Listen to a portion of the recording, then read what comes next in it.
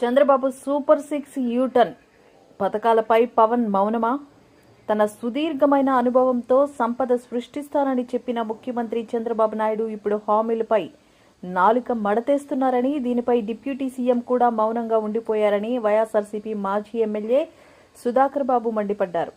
సోమవారం ఉదయం మీడియాతో మాట్లాడారు. సూపర్ 6 హామీల అమలు సాధ్యం కాదని గతంలో మేము చెప్పాం. నా సుదీర్ఘ అనుభవంతో సంపద సృష్టించి అమలు చేస్తానని అన్నాడు చంద్రబాబు. మరి ఇప్పుడు ఆ సంపద ఏమైంది?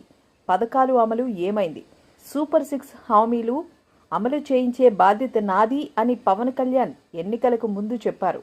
మరి అసెంబ్లీ సాక్షిగా పథకాలు అమలు అంటేనే భయం వేస్తుంది అని చంద్రబాబు అంటే పవన్ ఎందుకు నోరు మెదపటం లేదు? ఉచిత ఇసుక గోవింద, రైతు భరోసా నిధులు వాళ్ళు ఎన్నికల హామీలు ఇస్తారు. సాధారణంగా ఏ రాజకీయ పార్టీ అయినా అదే చేస్తుంది. ఈ ఇచ్చిన సూపర్ 6 అమలు పరచలేరని వైఎస్ఆర్ కాంగ్రెస్ పార్టీ ఎన్నికల ముందు రాష్ట్ర ప్రజలకు చెప్తుంటే, అమలు పరిచి తీరుతాను, నాది నాది గ్యారంటీ అని చంద్రబాబు నాయుడు గారు, వారికి మద్దతుగా పవన్ కళ్యాణ్ గారు చెప్పారు.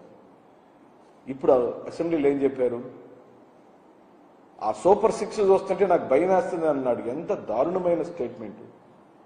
ఒక 40 సంవత్సరాల పైచీలకు అనుభవం కలిగిన ఒక రాజకీయ సీనియర్ నాయకుడు ముఖ్యమంత్రి స్థానంలో కూర్చొని ఏ సూపర్ 6 చెప్పి మీరు అధికారంలోకి వచ్చారో, ఏ సూపర్ 6 అమలు పరుస్తాను, నాది గ్యారంటీ అని మీరు మాటిచ్చారో, ఏ సూపర్ 6ను చూసి అమాయకులైన ఆంధ్ర రాష్ట్ర ప్రజలు మీకు ఓట్లేసి గెలిపించారో, ఆ సూపర్ 6 చూస్తే మీకు భయం వేస్తుంది అని మీరు స్టేట్మెంట్ ఇచ్చారంటే మిమ్మల్ని మేము ఏమనాలి? ఇప్పుడు నమ్మక ద్రోహం చేశారనాలా? ఏరు దాటాక తెప్పను తగలబెట్టిన సంధానంగా ఉంది మీ పరిపాలన అని చెప్పనాలా? మీ నాలుక మడతపడుతుందని చెప్పనాలా? లేదా సహజ సిద్ధంగానే ఎన్నికలకు ఒక చంద్రబాబు నాయుడు గారు, ఎన్నికలు అయిపోయిన తర్వాత ఇంకొక చంద్రబాబు నాయుడు గారు ఆటోమేటిక్గా వస్తారని గత చరిత్రని పునరావృతం చేశారని మేము భావించాలని ఈ రోజున మేము అడుగుతున్నాం. జగన్మోహన్ రెడ్డి ఏమైనా తన జేబుల నుంచి తెస్తున్నాడా? మేమిచ్చే కూడా ప్రజలకు మేమిచ్చే తీరుతాము, ఖచ్చితంగా అమలు పరిచి తీరుస్తాము. సంపదను సృష్టించే ఆలోచనలు నా దగ్గర చాలా ఉన్నాయి.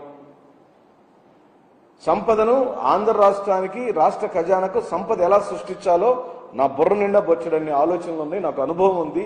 నేను నా ఆర్థిక నిపుణ్ణి అని వారు చెప్పుకొని అధికారంలోకి వచ్చారు. ఇప్పుడు ఆ హామీలన్నీ గోవింద. ఉచిత ఇసుక గోవింద, తల్లి వందనం గోవింద, ఖరీఫ్ సీజన్ మొదలైంది, రైతులకు ఇస్తానన్న రైతుల సాయం గోవింద, బిడ్డలకు ఇచ్చే స్కూల్ కిట్లకు సంబంధించి ఈ రోజు వరకు ఇంకా స్కూళ్ళలోకి అందలేదు, అవి గోవిందా. కానీ ఒకటి మాత్రం చంద్రబాబు నాయుడు గారు ఖచ్చితంగా ఇచ్చిన మాట ప్రకారం అమలు పరుస్తున్నారు. దాని పేరే రెడ్ బుక్. ప్రజల సంక్షేమానికి, అభివృద్ధికి ఇచ్చిన హామీలేమో పోయినాయి, బంగాళాఖాతంలో కలిసిపోయినాయి. కానీ వారి కుమారుడు కనుక అమలు పరుస్తున్న ఏకైక ఖచ్చితమైన పథకం ఈ ఆంధ్ర రాష్ట్రానికి దక్కిన బహుమతి ఏంది అని అంటే రెడ్ బుక్ రాజ్యాంగం. అది అమలు పరచడానికే వారు తెలుగుదేశం పార్టీ వారు, జనసేన పార్టీ వారు, బీజేపీ వారు అధికారంలోకి వచ్చారు. ఆ రెడ్ బుక్ రాజ్యాంగం ఏంటో తెలుసా మిత్రులారా?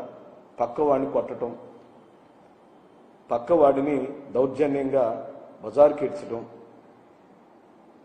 ఒక ఆర్మీ జవాన్ లాంటి ఉన్నతమైనటువంటి వ్యక్తుల యొక్క ఇళ్లను అన్యాయంగా కూల్చివేయటం, ఒక రాష్ట్ర పార్టీకి సంబంధించిన కేంద్ర కార్యాలయాన్ని తెల్లవారుజామున రాజ్యాంగానికి వ్యతిరేకంగా, కోర్టు తీర్పులకు వ్యతిరేకంగా కూల్చివేయటం, ఓ మాజీ ముఖ్యమంత్రి గారి యొక్క రక్షణని అవహేళనగా మాట్లాడటం, వారి ఇంటి చుట్టూరా అల్లరి మోకలను పంపించి అల్లరి చేయించటం, ప్రతిరోజు జగన్మోహన్ రెడ్డి గారి వ్యక్తిత్వ హననం చేయటం, జగన్మోహన్ రెడ్డి గారి మీదకి వారి చెల్లెల్ని ఉసిగొల్పటం,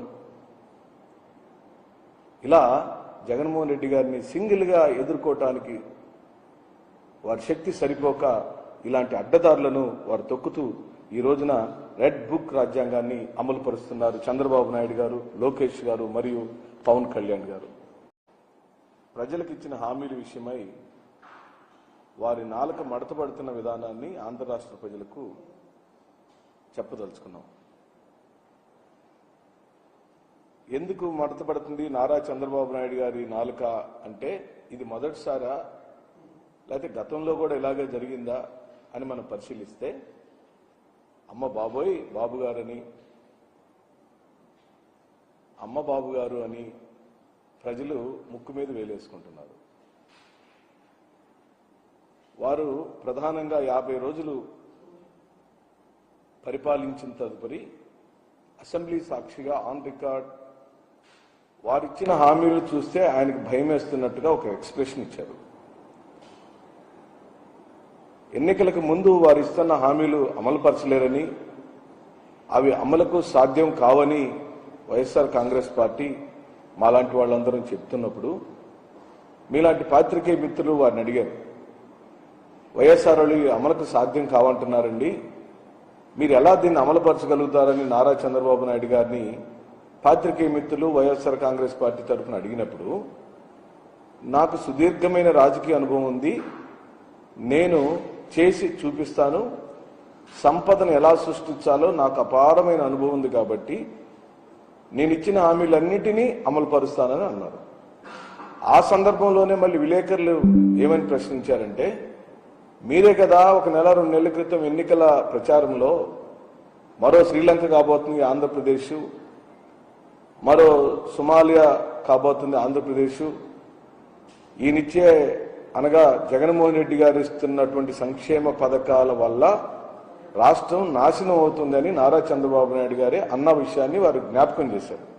మీరే అన్నారు కదా సంక్షేమ పథకాలని వృధా అని, సంక్షేమ పథకాలు ఏవి అవసరం లేదని, మళ్ళీ మీరే ఇప్పుడు సూపర్ 6 పేరుతో ఈ పథకాలన్నీ మీరు అనౌన్స్ చేశారు, ఇవి సాధ్యం కావని వైఎస్ఆర్ పార్టీ వాళ్ళు అంటున్నారు. అన్నప్పుడు నేను చేసి చూపిస్తానని ఇన్ని సంవత్సరాల అనుభవం ఉన్న చంద్రబాబు నాయుడు గారు ఈ రాష్ట్రానికి మాటిచ్చారు. నిజంగా మాకు ఆనందం కలిగింది. చంద్రబాబు నాయుడు గారు సూపర్ 6 అంతా అమలు పరిస్తే చూడాలని మేము మనస్ఫూర్తిగా కోరుకున్నాం. 50 రోజుల పాటు ఎదురు చూసాం. ఇప్పటికే ఇసుక పాలసీని ఏ విధంగా కప్పదాటు వ్యవహారంతో చేశారో మనం చూసాం. మద్యం పాలసీని ఏ విధంగా చేస్తున్నారో చూసాం. తల్లికి వందనం దగ్గరికి వచ్చేసరికి ఏ విధంగా మాట్లాడుతున్నాడో చూస్తున్నాం. ఆ రోజు తల్లికి వందనం అమ్మఒడికి కాపీ రాష్ట్ర ప్రజలకు కాదు దేశ ప్రజలకు అందరికీ తెలిసిన సత్యమే. జగన్మోహన్ రెడ్డి గారు అమ్మఒడి పథకాన్ని ప్రతి అమ్మకు 15,000 రూపాయలు ఇస్తానని హామీ ఇచ్చి అమలు పరిస్తే దానికి బదులుగా పోటీగా నేను తల్లికి వందనం ఇస్తాను, ఆయన ఒక తల్లికి ఇచ్చాడు, నేను అలా కాదు ఇంట్లో ఉన్న ప్రతి పిల్లవాడికి చదువుకునే ప్రతి పిల్లవాడికి నేను 15,000 రూపాయలు ఇస్తాను అని ఎన్నికల ప్రచారంలో పెద్ద ఎత్తున వాళ్ళు ప్రచారం చేశారు. దాన్ని అమ్మలు అక్కలు నమ్మారు. చంద్రబాబు నాయుడు గారికి ఓట్లు పెరిగినాయి. అదే కాదు చాలా హామీలు ఇచ్చారు. రైతులకు ఇచ్చిన హామీల గురించి మనం మాట్లాడదాము, ఉచిత బస్సు ప్రయాణం గురించి మాట్లాడదాము, అనేకమైన హామీలు ఏవేవైతే చంద్రబాబు నాయుడు గారు సూపర్ 6 పేరుతో ఇచ్చారో వాటి గురించి మాట్లాడదాం. ముందు తల్లికి వందనం మీద ఏ విధంగా వారు దాటవేత ధోరణి అమలు పరుస్తున్నారో చూద్దాం. ఇకపోతే నిన్న ఢిల్లీలో ఒక ప్రకటన చేశారు వారు. అంటే చంద్రబాబు నాయుడు గారి యొక్క రాజకీయ ప్రయాణం మొత్తాన్ని మనం గమనిస్తే ఎన్నికల హామీలప్పుడు ఒకలాగా, ఎన్నికలకు ముందు ఓట్లు అడిగేటప్పుడు ప్రజల యొక్క ఓటుని అడిగేటప్పుడు ఒకలాగా, ఓట్లు వేయించుకొని గెలిచిన తర్వాత మరోలాగా ప్రవర్తిస్తాడు అని చెప్పడానికి ఉదాహరణకు నేను కొన్ని సంఘటనలు చెబుతాను. వారు ఈ 50 రోజుల కాలంలోనే 2 రకాలుగా ఎలా మాట్లాడాడో ఉదాహరణగా మీకు చెబుతాను. ఇది ఆన్ రికార్డే. నేనే సొంత కవిత్వాలు ఎప్పుడు వైఎస్ఆర్ కాంగ్రెస్ పార్టీ చెప్పదు, చెప్పకూడదు కూడా.